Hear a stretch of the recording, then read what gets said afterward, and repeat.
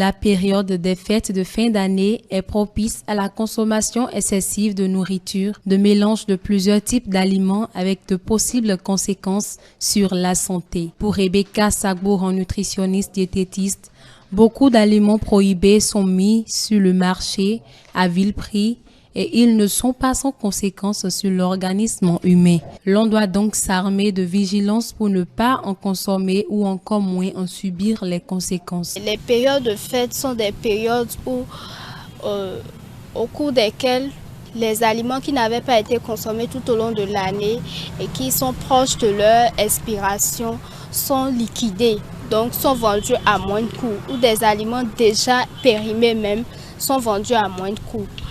Au cours de la période des fêtes, il faut vraiment lire les étiquettes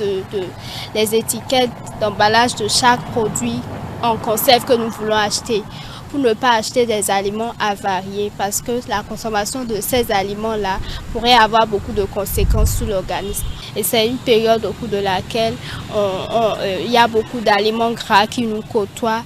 Nous devons faire attention dans le choix de nos aliments, ne pas prendre des aliments trop gras et privilégier les aliments le plus naturels que possible. À la question de savoir ce qui constitue le menu des repas des fêtes de fin d'année chez eux, quelques parents interrogés répondent.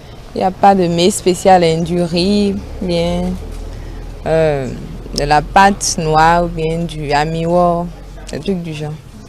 C'est souvent le riz qu'on donne les enfants pendant la fête. Il y a souvent ceux qui font la pâte, ils préparent la sauce.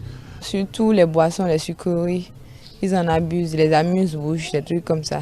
Et après, à la fin de la journée, par exemple, ils ont le ventre ballonné, les constipations, les cas de constipation. La nutritionniste poursuit en invitant les parents à sensibiliser leurs enfants sur les dangers que représente l'abus des sucreries et autres pendant les fêtes. La période des fêtes est une période au cours de laquelle on côtoie beaucoup plus les boissons sucrées, les boissons sucrées gazeuses, les boissons alcoolisées.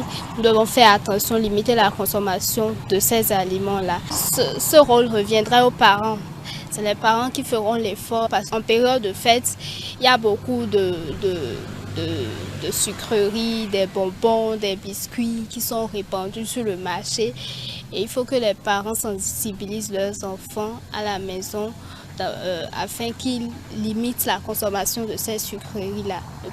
Ne pas exagérer dans la consommation. De peur d'exposer ces enfants-là à beaucoup de maladies. Pour finir, elle ajoute que le sceau des repas peut avoir de graves incidences sur l'organisme humain. Il est important de se faire plaisir pendant les fêtes, mais adopter un comportement alimentaire sain l'est encore plus.